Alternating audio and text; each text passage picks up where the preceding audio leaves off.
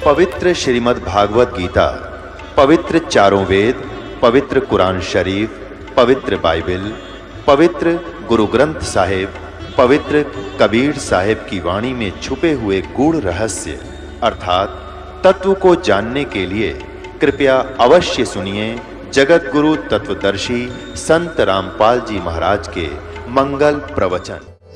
अब इस करके जैसे उन्होंने क्या थोड़ी सोची थी कि कोई जैसे बच्चा बीमार हो जाए किसी का और ना वो इंजेक्शन लवाना चाहो तो माता पिता जबरदस्ती कभी लवा दिया करें, उसके फायदे में होता है। उन्होंने ये सोच कर ये जबरदस्ती बनाने लगे कि ये प्यारी भोली आत्मा जो है आन उपासना में लग रहे हैं, क्यों ना इनको सतमार्ग बता दे। नो ना बेरा तुम भी गुमराह। अब आपके सामने आओगे यह कहानी। अब उसने गुरु गोविंद सिंह जी ने ऐतराज किया, भाई देखो तुम अपनी क्रिया करो, हम अपनी करें। ठीक है, तुम अपना ज्ञान दो, हम अपना देंगे। जो तुम्हारा स्वीकार करेगा तुम्हारा, हमारा स्वीकार करेगा हमारा। तुम जबरदस्ती क्यों करते हो? पर वो बाज नहीं आए। जब उन्होंने एक न्यारे ढंग से एक सेना बढ़ाई, उन प्यारी आत्माओं के जो प्रभु को चाहने वाले थे, जो धोखा ना दे उनको, और उनका एक शिष्य माने शागिर्द, अनुयायी, सिख नाम बताया। फिर ये 5 आवश्यक चीज थी, जैसे सिर पर भाई पगड़ी होनी चाहिए, जैसे लड़ाई हो जाता है एकदम वो प्रोटेक्शन का काम करें, कच्छा, कंगा, कड़ा। ये तो एक वैसे सुविधा के लिए कृपान, वो तो इतनी लंबी कृपान रखा करते गुरु गोविंद सिंह जी। अरे भी इतनी कृपान लेकर सिख बने, ये तो एक परंपरा बन गई। ये उन महापुरुषों ने ऐसा नहीं कहा था। अब ये क्या बताते हैं सिख धर्म में एक आध कहते हैं गुरु गोविंद सिंह जी ने जब वो 5 प्यारों की परीक्षा ली, जो बकरे में तलवार घसो कर बाहर निकाल दी थी परीक्षा लेने के लिए, उन्होंने भी तो बकरा काटा था, उन्होंने जीवित भी कर दिया था। तुम करके दिखा दो जीवित, तुम तो बड़ दे दो और खा जाओ, और जीवित करके दिखाओ उसको। अब हम कहते बंदगी की रीस वे उन महापुरुषों की, फिर उन जैसी साधना की तुम रीस भी करते हो। ये बताने की चेष्टा इन सभी सदग्रंथों से दास कर रहा है। अब कुरान शरीफ में फाइनल फैसला कर दिया, जैसे पहले शेर मांस नहीं खाते थे और अब शेर मांस खा रहे हैं। अब आपका जो चलिए बात, क्योंकि अगर अब कोई हिंदू समाज, मुसलमान समाज में कोई कह देगा ना 50 वर्ष के बाद कि हमारे पूर्वज कोई भी मांस नहीं खाता था, सिख धर्म के पहले वाले, किसी का नहीं जचे। ऐसे आज हमारे साथ सतीथी आ गई, हमारी वृत्ति गिरने लग रही है, घर घर मांडे हो गए। क्योंकि मुसलमानों को हिंदू इसलिए बुरा बताया करते, ये मांस खाते थे, बाकी तो बराबर का काम था ही सारा। और अब हिंदू उस तो घाटे नहीं, उस आगे पहुंच गए उन तक। तो अब ये दास करा कि जो बुराई करता वो धार्मिक व्यक्ति है नहीं, चाहे हिंदू है चाहे मुसलमान, सिख या ईसाई, सीधी सी बात है। और फिर शास्त्र अनुकूल जिनकी साधना नहीं वो भी व्यर्थ है, ये गीता और वेद बताएं। अब इनको फिर सेट कराएंगे एक बार सारे मिलकर सद्भावना पूर्वक, क्योंकि संत तो आपको आन नहीं देंगे आगे। अब आपने सोचना पड़ेगा, अगर ये गलत है तो उनके पास ले जाओ, सीडी दास की बनी हुई है, और जो जिस पंथ से संबंध है वो हमें बता दो, उसके वही सीडी निकाल कर दे देंगे। और उन महापुरुषों से देख लो शांतिपूर्वक, और फिर उसमें कोई त्रुटि है तो फिर सबको बुलाकर और फिर सेट कर दें, भैया मेरे से गलती होगी, आप बता दो, ठीक कर लेते। अगर शास्त्रों से मिलेगी तो बहुत अच्छी बात है, नहीं मिलेगी तो फिर स्वीकार्य नहीं होगी। आप कुरान शरीफ देखो, ये पवित्र कुरान शरीफ, पवित्र बाइबल ने सिद्ध कर दिया कि मनुष्य जैसा प्रभु है, पूर्ण ब्रह्म, वो परमेश्वर मनुष्य जैसा है। अब इससे पहले आपको एक कथा सुनाऊंगा, इस खाकर ही सुनाऊंगा, वो अच्छी लगेगी। इसमें क्या टिप्पणी दी है लेखक ने कि ये वह इल्हामी किताब है जिसमें कोई संदेह की गुंजाइश नहीं। कुरान शरीफ, पवित्र शास्त्र कुरान शरीफ, और नीचे देखो कहां से है, शेरवानी संस्करण, लखनऊ किताबघर, मौसम बाग, सीतापुर रोड, लखनऊ, वहां से ये प्रकाशित है। कुरान शरीफ शेरवानी संस्करण, लखनऊ किताबघर, मौसम बाग, सीतापुर रोड, लखनऊ। इसमें सूरत फुरकानी नंबर 25 में स्पष्ट कबीर शब्द लिखा है और व्याख्या की है। अब ये भी सोच देखना ध्यानपूर्वक कि कुरान शरीफ में पवित्र बाइबल की, चारों कुरानों में पवित्र बाइबल की 40% व्याख्या है, और जो इनको मान्य है कि पवित्र बाइबल में जो लिखा है इसमें भी लिखा है, तो ईसाई और मुसलमान धर्म को दोनों को मान्य है ये। इसमें 40% व्याख्या पवित्र कुरान शरीफ की, पवित्र बाइबल की भी है। आप देखिएगा, यह है सूरत फुरकानी 25। अब नीचे देखिएगा, इसमें ये पूरा कुरान शरीफ का एज इट इज लेख है, उर्दू भाषा लिपि है और अरबी इसकी भाषा है। इसमें नीचे देखिएगा 52वीं आयत से प्रारंभ करेंगे, ये 52 नंबर आयत है। इसमें ये कबीरन शब्द लिखा है, इसको हिंदी करते इसमें कबीर लिखा जाता है, ये कबीरन यानी कबीर। अब क्या लिखा है इसमें, फलाई तुतियल काफिरिन व जाहिदम बिही जिहादन कबीरन। यहां पर इस महापुरुष ने इसका अनुवाद भी हिंदी में किया है। ये 51 समाप्त हुई, 52वीं प्रारंभ हुई। ए पैगंबर, अब ये भी सोचना, हजरत मोहम्मद को कोई उसका खुदा आदेश दे रहा, जिसको हजरत मोहम्मद अपना भगवान अल्लाह गॉड मानते हैं, और वो हजरत मोहम्मद को कह रहा है जैसे गीता में अर्जुन को बोला जा रहा है कोई भगवान बोल रहा है, और तीसरे परमात्मा की तरफ संकेत करा कोई और भगवान है।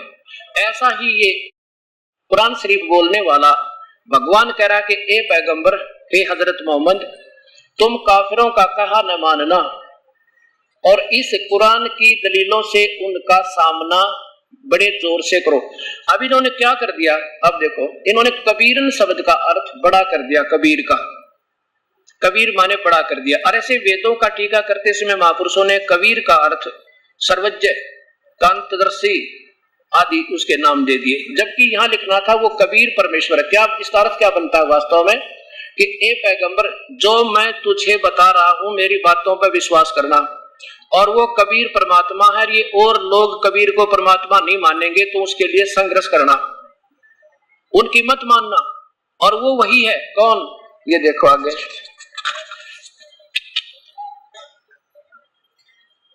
और ये देखो इसमें 3 बार लिखा है 58 नंबर आयत में, ये बिजोनिब इवादही खबीरा, ये विस्फोरण हो गया, ये कबीरा है।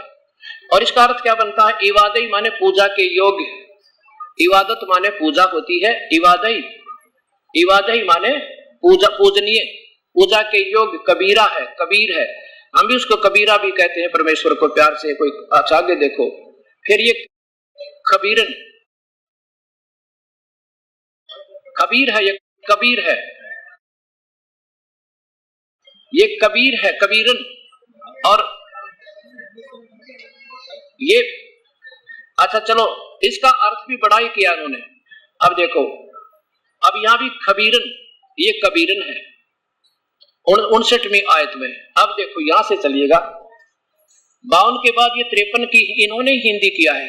क्या किया है, और वही है जिसने 2 दरियाओं को मिला चलाया, ये वही कबीर परमात्मा है जिन्हें सारी सृष्टि रची 6 दिन में और 7वें दिन तख्त पर जा बैठा, और उसी ने 2 दरियाओं को मिला चलाया, मीठा और प्यास बुझाने का, और एक खारी कड़वा, और दोनों के बीच में एक मजबूत रोक बना दी। जैसे पृथ्वी में नीचे कहीं खारा पानी है कहीं मीठा पानी है, परमेश्वर ने कैसी व्यवस्था की है, ऐसा बताना चाह रहे हैं। और वही है जिसने पानी की बूंद से आदमी को पैदा किया, फिर उसको साहिबे नसब यानी किसी की बेटा, और ससुराल वाला यानी किसी की दामाद बहू बनाया, और तुम्हारा परवरदिगार हर चीज के करने में शक्तिमान है।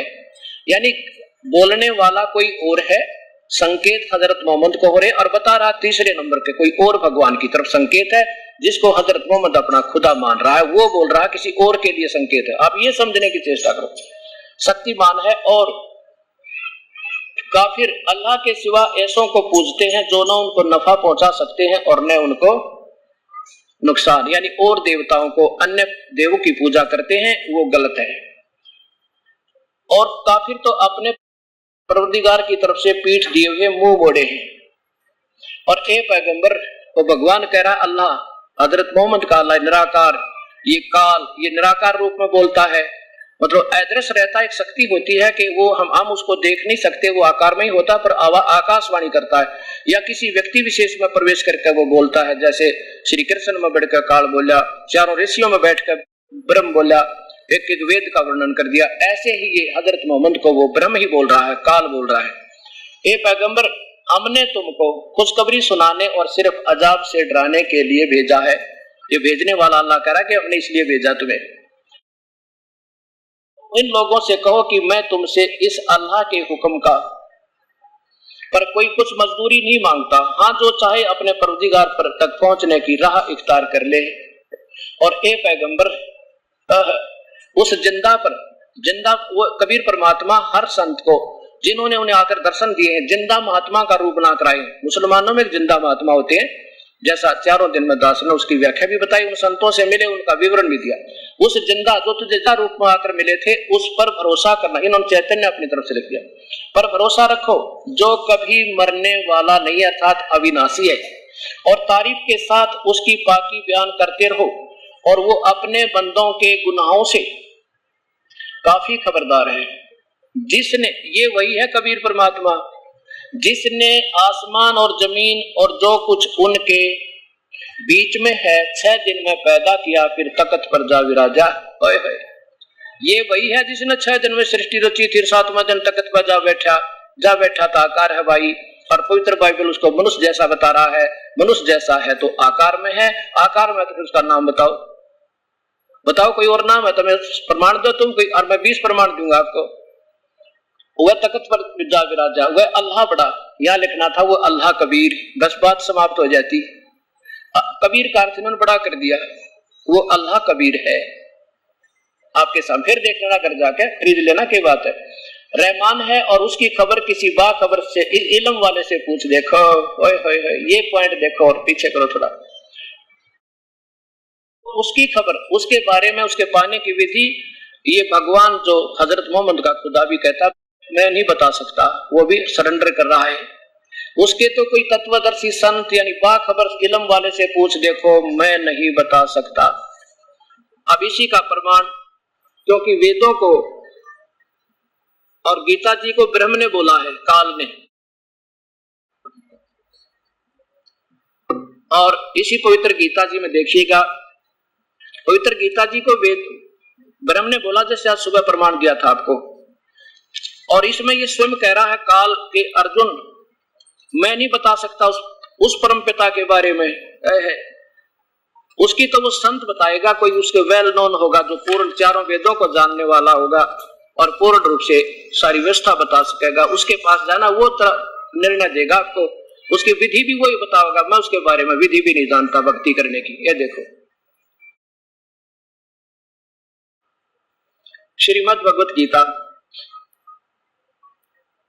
गीता प्रेस गोरखपुर से प्रकाशित है, अध्याय नंबर 18 का और श्लोक नंबर 62 देखो नीचे। हे भारत, ये गीता बोलने वाला भगवान ब्रह्म काल बोल रहा, श्री कृष्ण में प्रवेश करके कहता है, भारत सब प्रकार से उस परमेश्वर की शरण में जा और उस परमात्मा की ही कृपा से तू परम शांति और सनातन परम धाम को प्राप्त होगा। शाश्वतम स्थान यानी सनातन परम धाम या रत धाम, चाहे सतलोक, सचखंड, अमर लोक कहो, ये गीता शाश्वत स्थान कहती है, वेद उसे रत धाम कहते हैं। ये सनातन परम धाम यानी सदा रहने वाले लोक में चला जाएगा, फिर तेरी जन्म मृत्यु नहीं हो। हाँ, उसके बारे में फिर कहता है कि मैं नहीं जानता उसके बारे में। चौथे अध्याय का 34वां श्लोक देखिए। प्यारी आत्माओं, प्रेम पूर्वक सुनते रहो, आपका दोष नहीं है। दास के भी ऐसे बहुत दर्द हुआ था जो पहली बार ये बात सुनी थी, बहुत काल आत्मा पाई थी। और देखो दर्द होगा तो हम सोचें भी इसके ऊपर भैया महाराज जी क्यों कह रहे हैं ऐसी, इतना क्यों कठिन प्रयत्न कर रहे हैं, इतनी मेहनत भी कर रहे हैं, फिर को बुराई ठेका थोड़ा ले रखा है। मैंने बुराई करने का किस शर्म दर्द थी, मैं बुराई करूं बता। मैं तो आपकी तरह लाइन में लग जाता, इन महापुरुषों कर बैठ जाता, अपना भक्ति करता, पर मेरी समझ तो बाहर होगी क्योंकि मुझे ज्ञान हो गया। अब देखो अध्याय नंबर 4 का श्लोक नंबर 34 देखो क्या कहते हैं कि उस ज्ञान को तू तत्वदर्शी ज्ञानियों के पास जाकर समझ, उनको बड़ी भांति दंडवत प्रणाम करने से और कपट छोड़कर, उनकी सेवा करने से, कपट छोड़कर सरलता पूर्वक प्रसन्न करने से वे परमात्म तत्व को बड़ी भांति जानने वाले ज्ञानी महात्मा तुझे तत्व ज्ञान का उपदेश करेंगे। कहता मैं नहीं जानता, वो तो कोई और बताएगा तुझे, वो संत है उस परम पिता के बारे में जानने वाला। और अब देखो इसी का प्रमाण आपको वेदों में देता हूं। यजुर्वेद के 40वें अध्याय में आपको दिखाऊंगा। सत्यार्थ प्रकाश में महर्षि दानव जी कहते हैं कि वेद परमेश्वरोक्त हैं, यानी वो ब्रह्म को पूर्ण परमात्मा मानते हैं और ब्रह्म के द्वारा एक एक ऋषि की आत्मा में एक एक वेद बोला, ब्रह्म ने वेद बोले और वेद और ब्रह्म ही बता रहा है सारी व्याख्या को। क्या बताता है ये महर्षि दानव सरस्वती,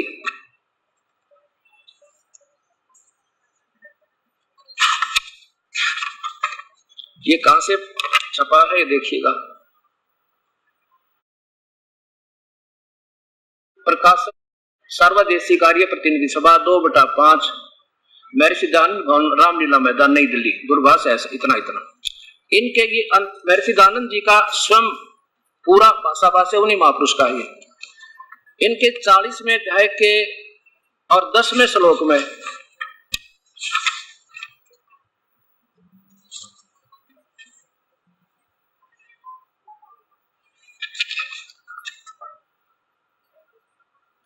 ये है 44वां अध्याय और ये 10वां मंत्र। नीचे देखिए सरलार्थ।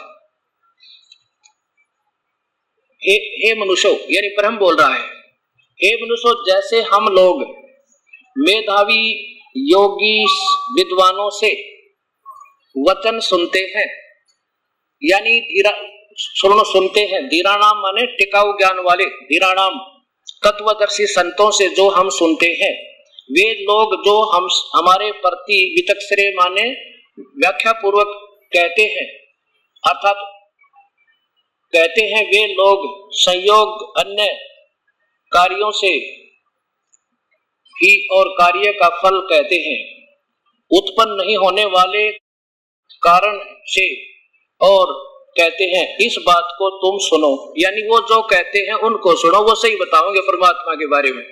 ये वैसे तो इसकी व्याख्या आपके सामने परिभाषा प्रभु की ले जाओ, उसमें दास ने जैसी समझ आई है बहुत अच्छी तरह किया है। अब क्योंकि जिस महापुरुष ने परमात्मा को निराकार माना है, फिर उन्होंने जब अपना सरलार्थ भी अपने हिसाब से किया होगा, ऐसा जानना चाहिए। अब क्या होता है, अब इस 15वें अध्याय के अंदर गीता जी के 15वें अध्याय के 4 श्लोक और सुन लो, फिर फैसला आपका हो जाएगा। अब कोई तो कहता है गीता ठीक नहीं, इसका फलाना अध्याय ठीक नहीं, इसका फलाना अध्याय ठीक नहीं, वो आप पर ठीक नहीं जो इस पवित्र शास्त्र में कभी निकाले, जिन्होंने आप ही कहते हैं नाचा ना जावता आंगन टेढ़ा। वो दिखाऊं आपको एक महापुरुष की, आर्य समाज जी की पुस्तक है, जो आदरणीय श्री ये ओमानंद जी महाराज हुए हैं गुरुकुल झज्जर में, उनकी दिखाऊंगा आपको। वैदिक गीता बना रखी है, सारी गीता का सत्यानाश कर रखा है। ये भी प्रक्षिप्त है, ये भी प्रक्षिप्त है, जो आपने सूचना ही ना अपनी थ्योरी के आधार से कहते या ठीक है या तो फिर सारी ये गलत कह दो, कटे टंटा। अब यहाँ देखो 15वें अध्याय पवित्र गीता जी अध्याय नंबर 15 का ये 4 श्लोक और सुन लो। इस गीता बोलने वाले भगवान की कति आपका दृष्टिकोण ठीक हो जाएगा। आज 5-10 अध्याय यहां देखो। ऊर्ध्व मूलम अधः शाखम, ऊपर को जड़ वाला नीचे को शाखा वाला, अश्वत्थम प्राहु अयम। अब इनकी हिंदी देखो, महापुरुष ने जहां तक इन्होंने हिंदी किया बहुत अच्छा किया, जब तक इनकी बुद्धि ठीक काम करती है। यदि पुरुष आदि पुरुष परमेश्वर मूल वाले है, ये उल्टा लटका हुआ संसार रूपी वृक्ष है अर्जुन, ऊपर को जड़ है, नीचे को तीनों गुण रूपी शाखा, रजगुण ब्रह्मा, सतगुण विष्णु, तमगुण शिव जी रूपी तो शाखा है। इससे पहले ये चित्र देखिएगा,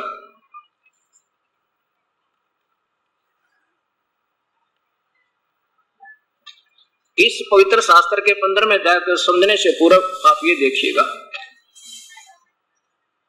ये एक उल्टा लटका हुआ संसार रूपी वृक्ष का फॉर एग्जाम्पल बताया है समझाने के लिए। बहुत बेस्ट, बहुत ही अच्छा जो है ये एग्जाम्पल है इस सारे ब्रह्मांडों के, सारे भगवानों की स्थिति को समझने का।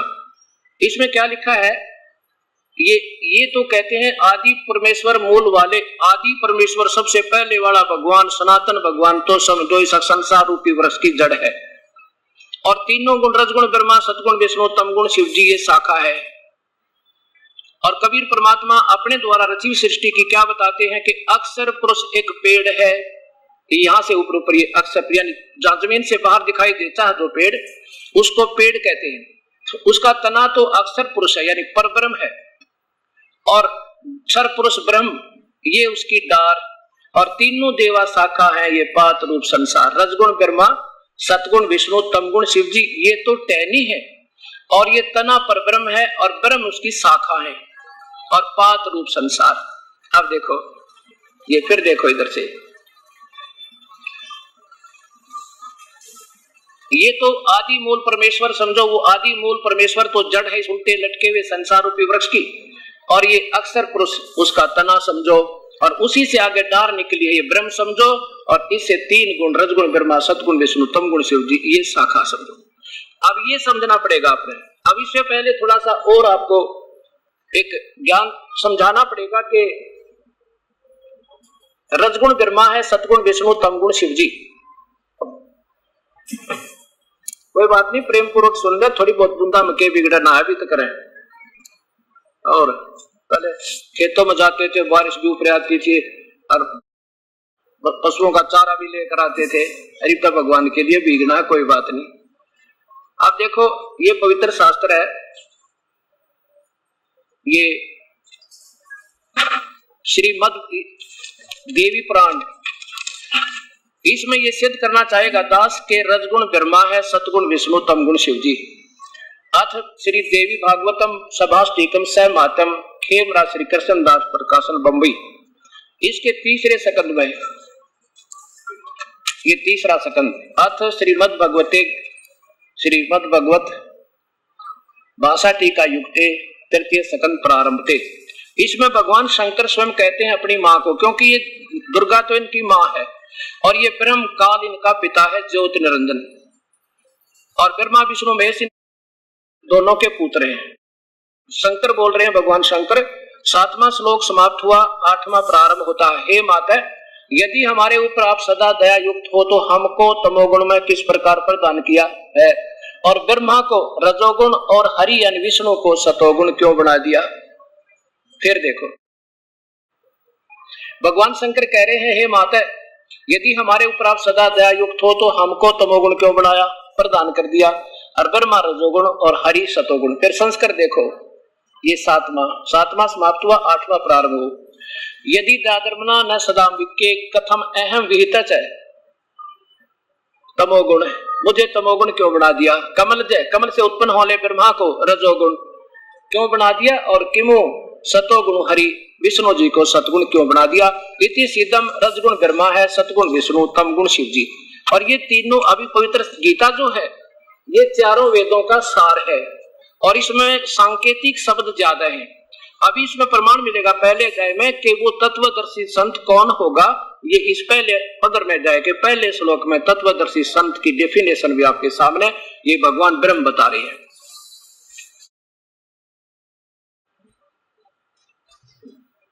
पंचदशो अध्याय 1 नंबर अध्याय श्लोक नंबर 1। आदि पर पुरुष परमेश्वर मूल वाले, पुरुष माने प्रभु यानी सदा वाला, सबसे पहले वाला भगवान तो वो जड़ है उस संसार रूपी वृक्ष की, और अधः शाखम नीचे को शाखा। अब दास की यहाँ थोड़ी सी ये मजबूरी होगी, जैसे इन्होंने ब्रह्मा रूप मुख वाले शाखा वाले, अब दास बताएगा कि केवल नीचे, अधः माने नीचे को शाखा वाला, ऊपर देखो। मेरी समझ में ऐसा आ रहा कि ऐसे होना चाहिए था। संसार रूपी वृक्ष, पीपल के वृक्ष को अविनाशी कहते हैं, वेद जिसके पत्ते कहे गए हैं, और उस संसार वृक्ष रूपी वृक्ष को ये ध्यान से सुनो, तत्वदर्शी संत की डेफिनेशन इसी में बता दी। उस संसार रूपी वृक्ष को जो पुरुष मूल सहित तत्व से जानता है वह वेद के तात्पर्य को जानने वाला है। वो तत्वदर्शी संत है जो सब भगवानों की, सब ब्रह्मांडों की नारी नारी व्याख्या बता दे और शास्त्र प्रमाण हो। सह वेदवित, वो वेद के तात्पर्य को जानने वाला है, अर्थात वो तत्वदर्शी संत है। ये व्याख्या भी बता दी। आगे देखो, वो बाखबर, जैसे कुरान शरीफ में कहा ना, किसी बाखबर से पूछ देखो, और वही संकेत ये पवित्र शास्त्र गीता कह रही है, वही वेद बता रहे। और वेद कतेब दो निभाई, ये अलग नहीं है हमारे शास्त्र, एक बता रहे, एक संकेत है इनका। अब दूसरे में क्या लिखा है कि उस संसार रूपी वृक्ष की तीनों गुण रूप रजगुण ब्रह्मा, सतगुण विष्णु, तमगुण शिव जी रूपी ये जल से बड़ी हुई नहीं, ये शाखाएं हैं। विषय पर वाला शाखा, संस्कृत भी साफ देख लेना, कोई बड़ी बात नहीं। विषय पर वाला शाखा, विषय विकारों रूपी ये तीनों शाखा हैं। सीधा सार्थ ये बड़ा, इन्होंने तो अपने हिसाब से कर दिया। भोग रूप, विषय भोग रूपी कोपलों वाली देव पुरुष तीर्थ, ये इनकी अपनी सोच है। सीधा अर्थ बना है विषय पर वाला शाखा। अधय माने नीचे को, वहां भी अधय माने नीचे ही लिखना था इन्होंने, नीचे और ऊपर, सर्वत्र नहीं, केवल ऊपर तो इस लोक में, स्वर्गलोक में और इस मृतलोक में, और नीचे पाताल लोक, 3 लोकों तक इनकी रेंज है। और यही मनुष्य लोक में यही कर्मानुबंधनी मूलानी, ये तीनों भगवान ही यहाँ इस जीव को कर्मों के आधार में बांधते हैं, इसको पार नहीं होने देते। और ये ऊपर और नीचे व्यवस्थित है, तीनों लोकों में ये व्यवस्थित है। आगे देखो, तीसरे में कमाल कर दिया। गीता बोलने वाला भगवान कह रहा है कि इस संसार वर्ष का स्वरूप जैसा कहा है, अब मैं पूरा बता सकता, इसको पूर्ण नहीं जानता। क्या बताते हैं? संसार वर्ष का स्वरूप जैसा कहा है वैसा यहाँ नहीं है। तेरे और मेरे डिस्कशन में जैसे मैं बता रहा हूं, मैं पूर्ण रूप से जानता उसको, वो तो वो तत्वदर्शी था, उसके लिए छोड़ दिया, वो बताएगा। ऐसा वैसा यहाँ विचार काल में नहीं है, यानी तेरी डिस्कशन गीता के ज्ञान में वो नहीं बता सकता, क्योंकि वो नहीं पाया जाता, क्योंकि न उसका आदि है, न उसका अंत है, और न उसकी अच्छी प्रकार से तिथि है। यह देखो, इसलिए सुविरुद्ध मूलम, यानी दृढ़ मूल वाले, यानी वो सतलोक तो उनका अजरो अमर है, जहां वो परमात्मा है, वो तो कभी विनाश नहीं होता, वो जड़ समझो सुविरुद्ध बिल्कुल स्थायी है। इसका अर्थ सीधा।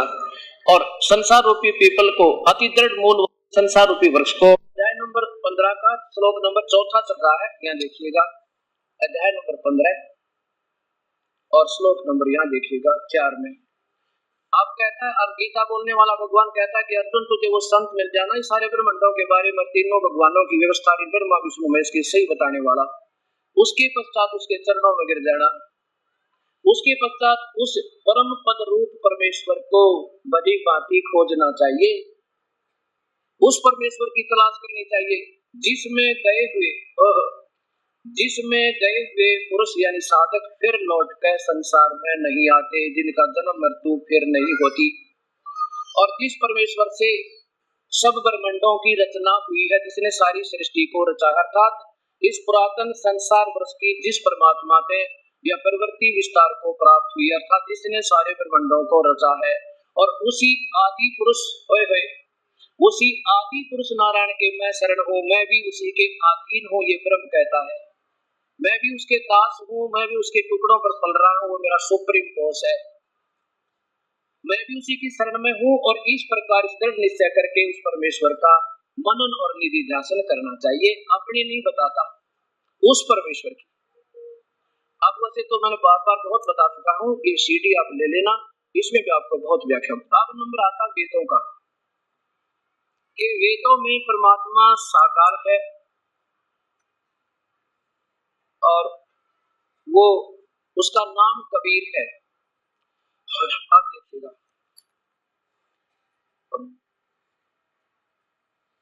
सबसे पहले मैं आपको ऋग्वेद दिखाऊंगा, ऋग्वेद जो महर्षि दानंद जी द्वारा, एक आधा ऋग्वेद उनके द्वारा टीका है।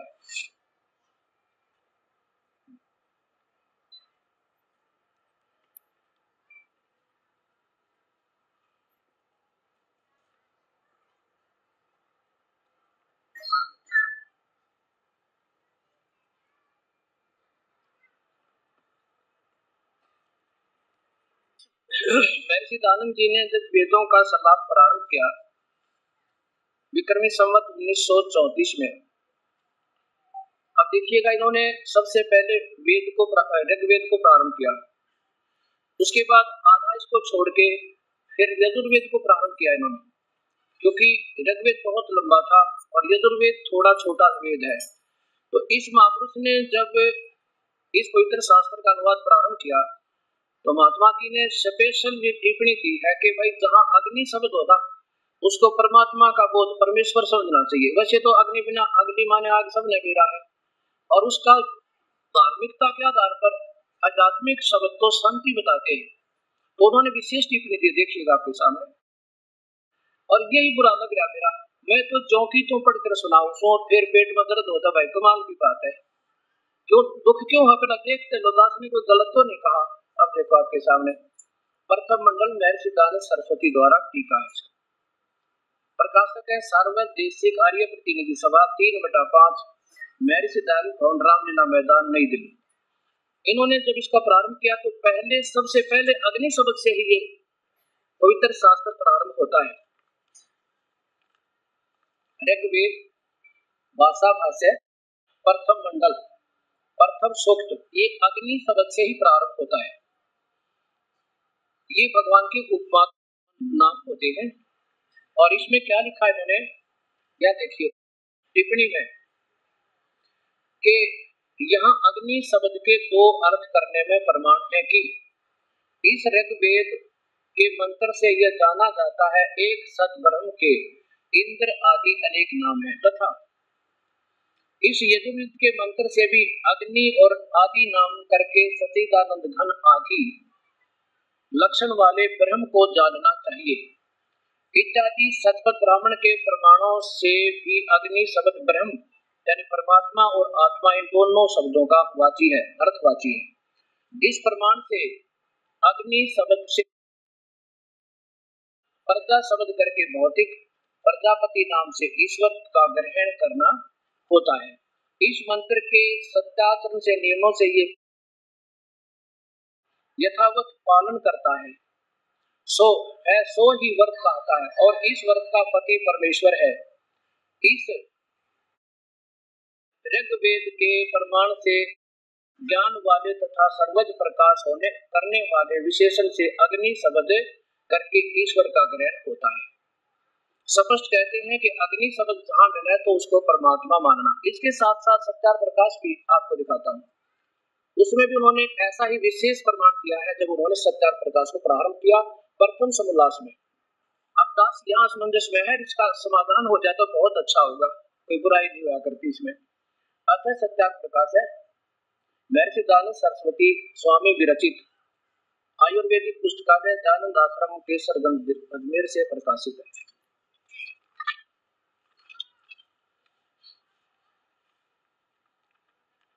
महर्षि दयानंद सरस्वती स्वामी विरचित वैदिक पुस्तकालय दयानंद आश्रम केसरगंज अजमेर। इन्होंने पहले ही प्रथम ही समोल्लास में टिप्पणी की है, विशेषकर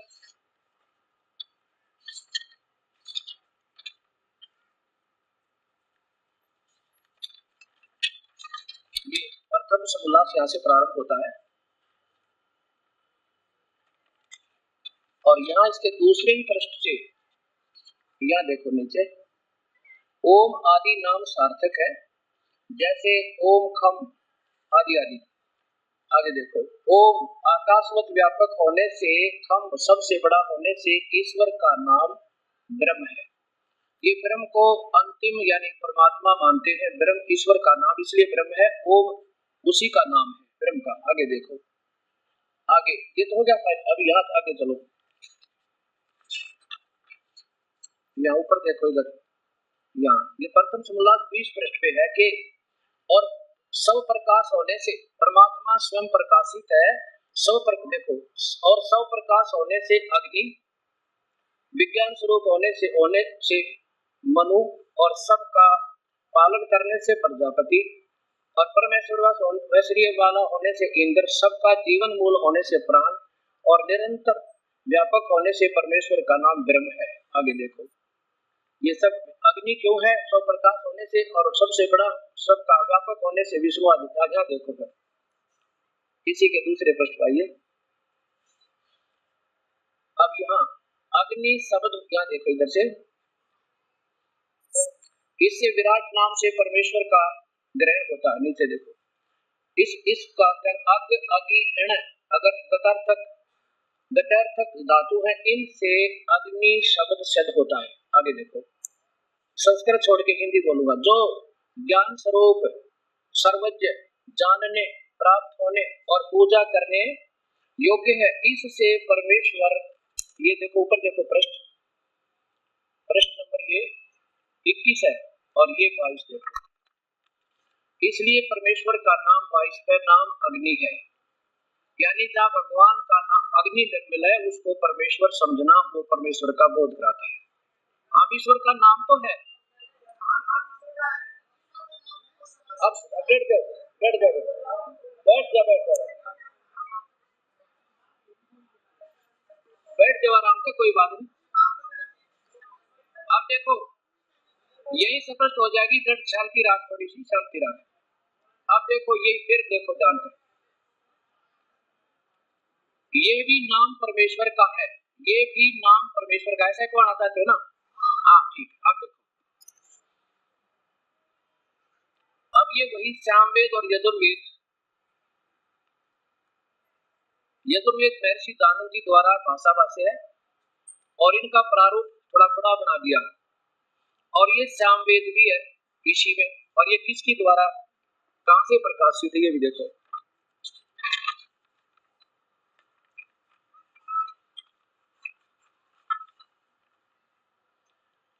ये है प्रधान कार्यालय दानंद संस्थान, वेद मंदिर, महात्मा वेद भिक्षु सेवा आश्रम, मुखमेलपुर दिल्ली, यहाँ से ये प्रकाशित है। और यहाँ देखिएगा, इस स्वामी जी ने, वेद भिक्षु जी ने इसका टीका किया श्याम वेद का, और इन्होंने महर्षि दानंद जी के दृष्टिकोण को मध्य नजर रखते हुए इसका टीका प्रारंभ किया कि जहाँ अग्नि शब्द हो उसको परमेश्वर का नाम समझना, ये भी नाम परमेश्वर का है।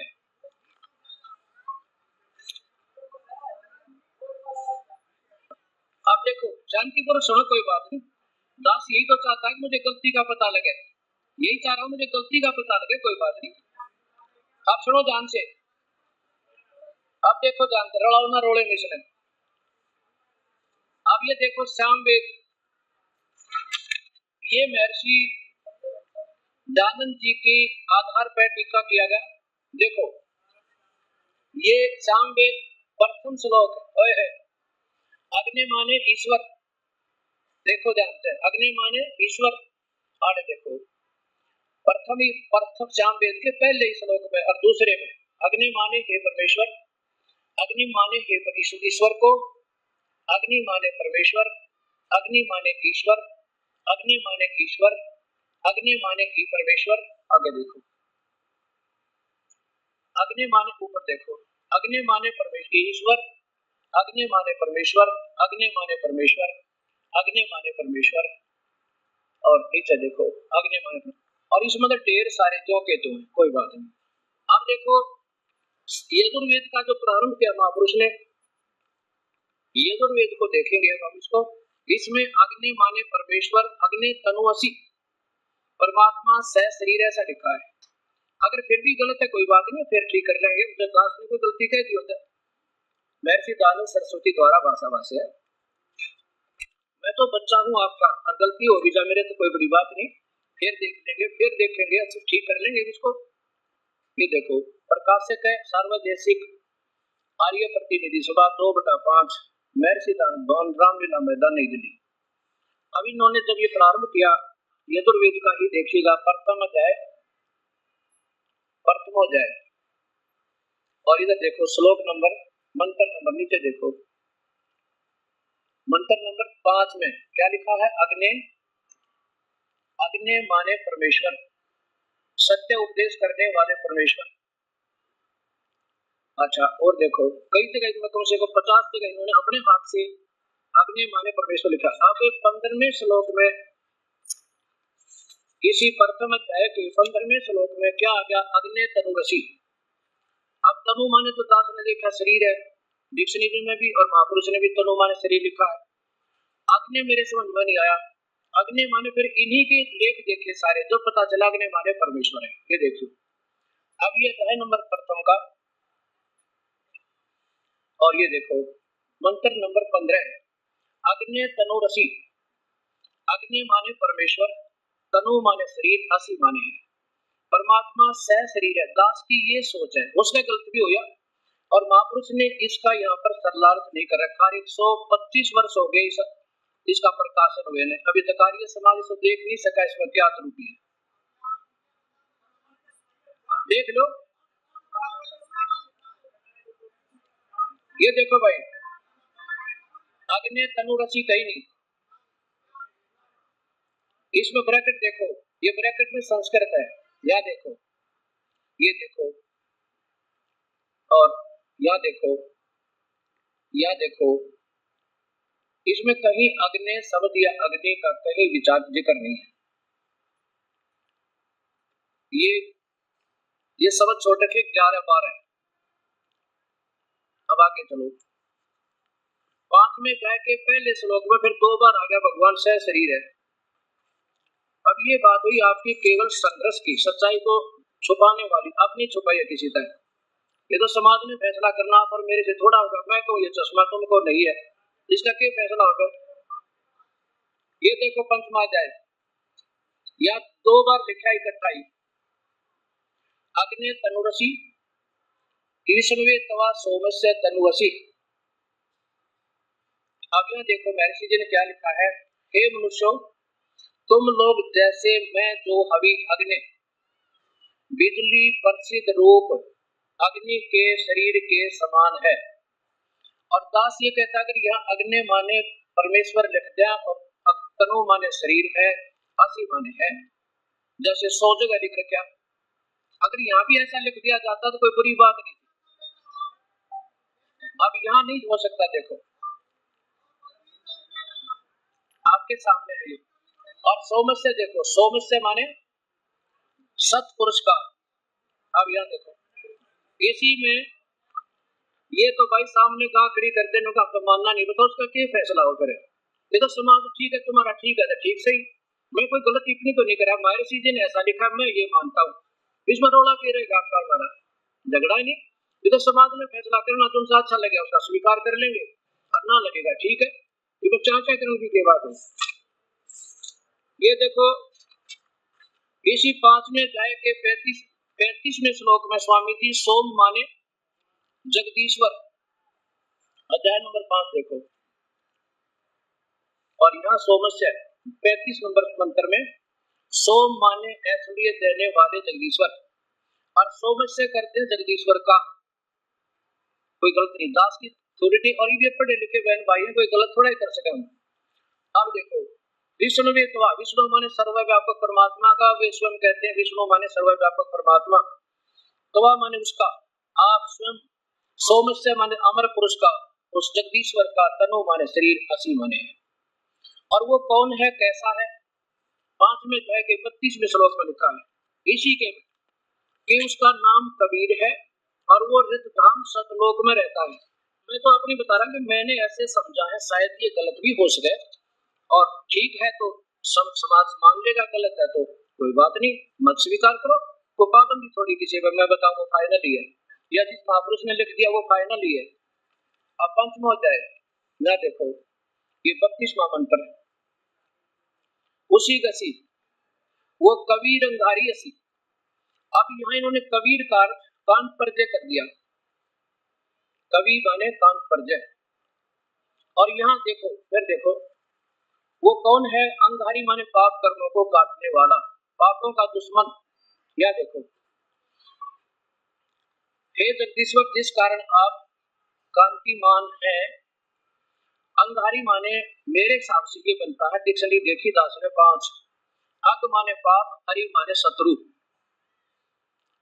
अंगारी माने पापों का दुश्मन, पाप कर्मों को समाप्त करने वाला, खत्म करने वाला। इन्होंने लिखा जैसा कोई बात नहीं, शत्रु, कोटे तनल वाले जीवों का शत्रु। फिर बमबारी माने देखो, बमबारी माने बंधनों का शत्रु, हम उसे बंदी छोड़ कहते हैं, बंधनों का शत्रु, बंधन काटने वाला, कर्म दंड को समाप्त करने वाला, कर्म के बंधन को समाप्त करने वाला, खत्म करने वाला, हम उसे बंदी छोड़ कह देते हैं। सिर्फ इतना दास की सोच ये है, गलत है तो कोई बात नहीं, वो मेरे पास रहेगी, आपके पास है। अब नीचे देखो, रित धामा, रित धामा हम कहते हैं वो सतलोक में रहता है, और महर्षि जी ने कहा सतधाम युक्त है, वो सतलोक में है, कोई ऐसा स्थान है तो सदा रहने वाला, वहां वो परमात्मा सवर ज्योति है। ये देखो सवर ज्योति दास ने कई डिक्शनरी मिलाई, सवर ज्योति माने स्वयं प्रकाशित है। मेरी ये सोच है, अगर ये ठीक है तो बहुत अच्छा है, समाज इसको स्वीकार कर ले, और दास अपने बता रहा है इसको मानना है तो माने, नहीं माने तो कोई दबाव नहीं किसी को। और मैं तो इन महापुरुषों को गलत भी नहीं कह सकता, मेरी इतनी बुद्धि कहाँ। मैं तो इन्हीं के द्वारा लिखे हुए टिप्पणी के आधार पर आपके सामने बता रहा हूँ।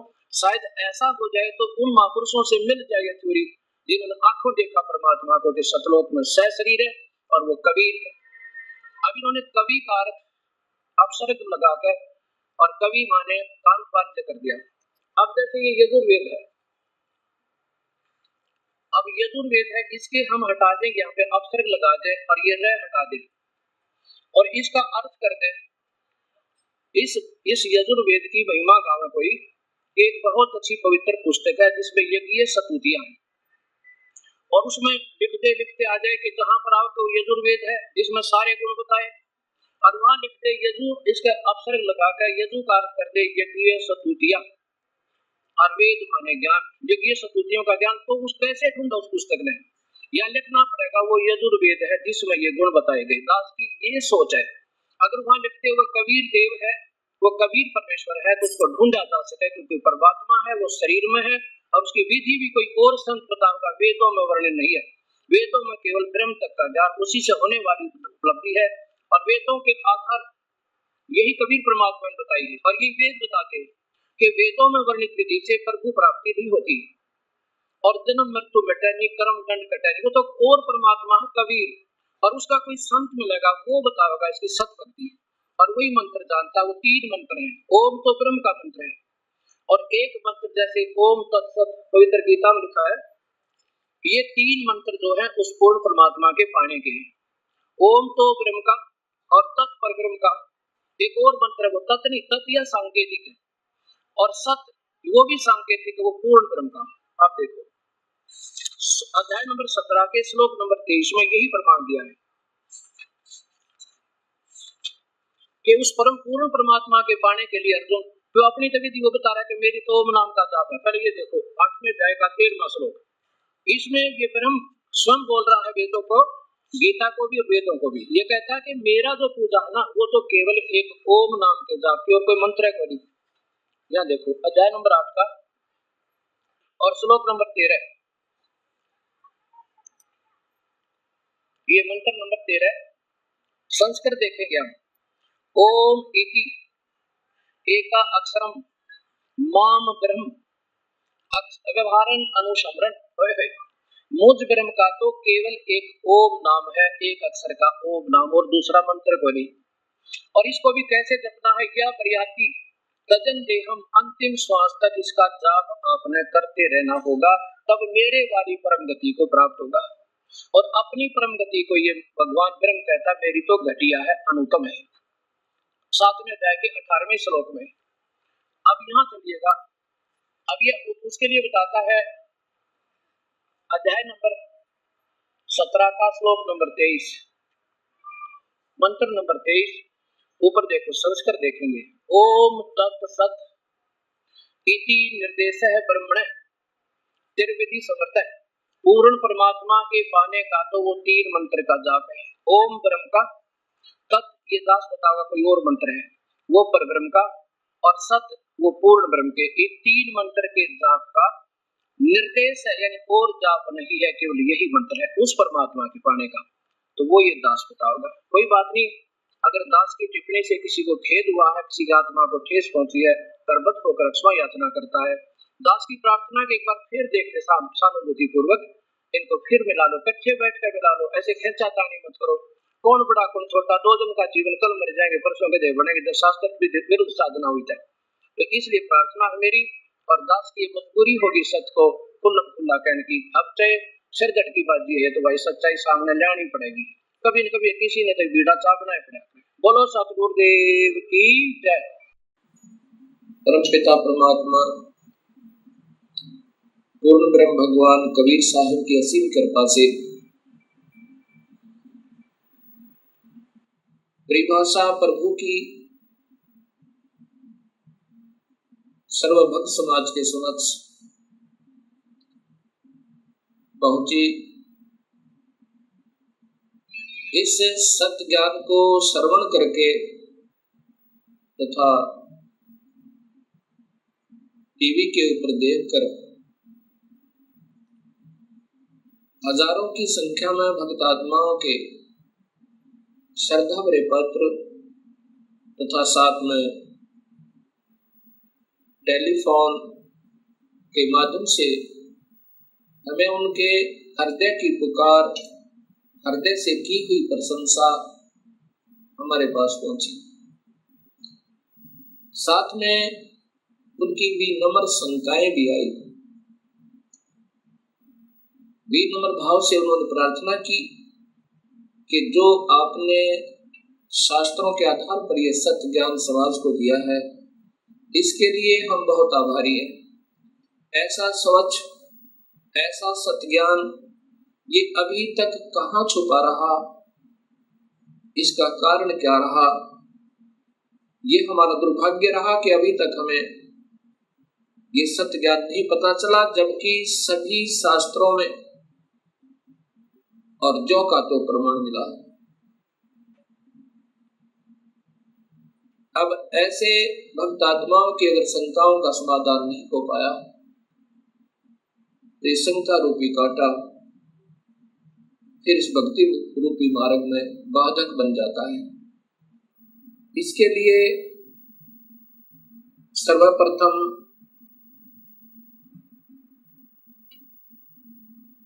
सृष्टि रचना का ज्ञान होना बहुत जरूरी है।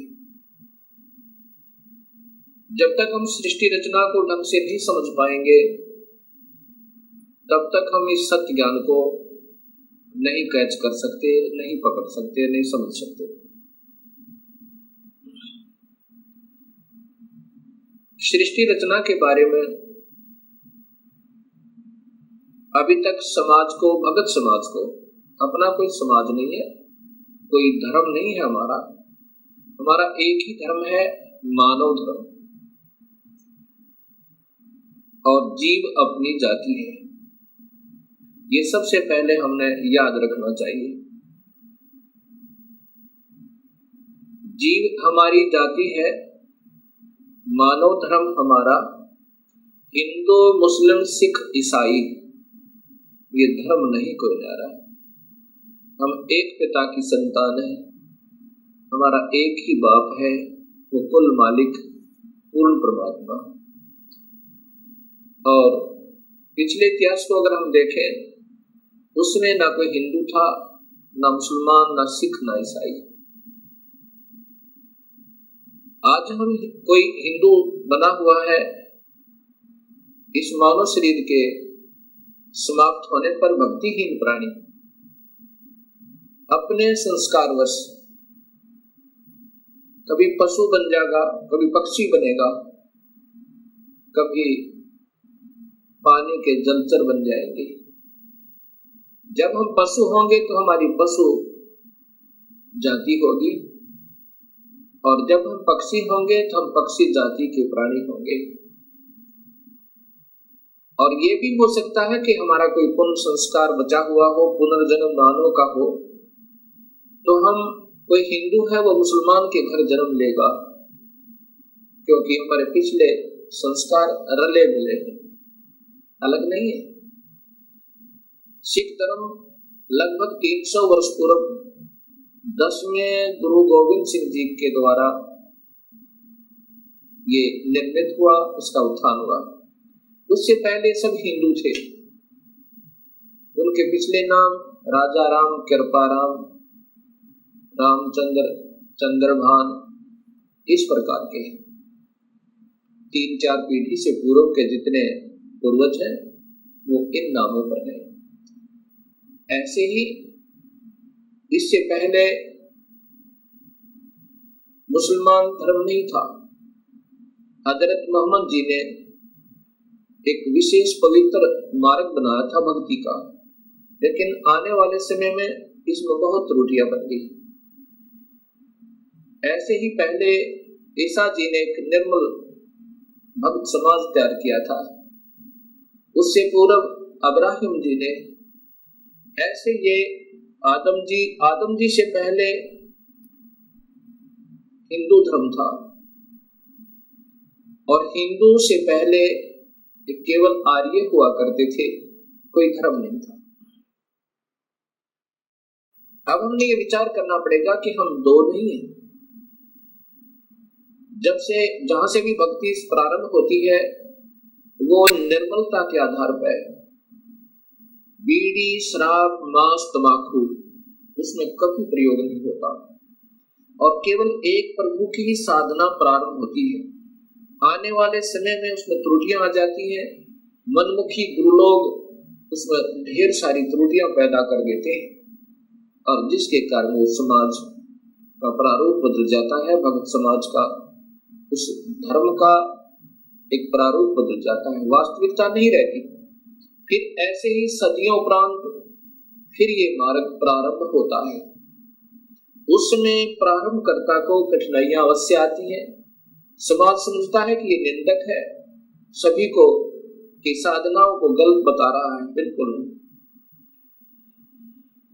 गलत उनको लगेगा ये मार्ग जिनको स्वयं शास्त्रों का ज्ञान नहीं और उनके गुरुदेव अधूरे हैं, जिन्होंने आज तक ये नहीं बताया कि ये सृष्टि कैसे रचेगी, जबकि शास्त्रों में विद्यमान है ये सारा ज्ञान। अब सबसे पहले हमने सृष्टि रचना का सही ज्ञान होना चाहिए। तो अब दास आपको सृष्टि रचना बताना चाहेगा। सर्वप्रथम केवल एक ही प्रभु था, उसका नाम कबीर है। वास्तविक नाम उस परमात्मा का कबीर है। वो अनामी लोक में, अकय लोक में रहता था और वहीं पर हम सब जीव उसी परमेश्वर कबीर में समाये हुए थे। उसके बाद उस परमात्मा ने स्वयं प्रकट होकर अर्थात अपने उस अनामी लोक में स्वयं ही 3 नीचे के लोकों की और रचना की। अलख लोक, अगम लोक, फिर अलख लोक और नीचे का सतलोक। फिर सतलोक में आकर के उस परमेश्वर ने अन्य रचना की। सर्वप्रथम एक शब्द से 16 द्वीपों की रचना की। उसके बाद 16 शब्द फिर उच्चारण किए, उनसे अपने 16 पुत्रों का निर्माण किया, उनकी शब्द से उत्पत्ति की, वचन से, और उनको उन 16 द्वीपों में रहने की आज्ञा दी।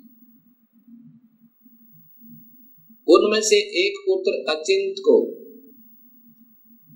उस सत पुरुष ने, क्योंकि सतलोक में उपमात्मक नाम उसी कबीर परमेश्वर का सतपुरुष, नी अक्षर पुरुष, परम अक्षर पुरुष, शब्द स्वरूपी राम, अकाल मूर्त, पूर्ण ब्रह्म, ये उनके उपमात्मक नाम है और वास्तविक नाम उस परमेश्वर का कबीर है।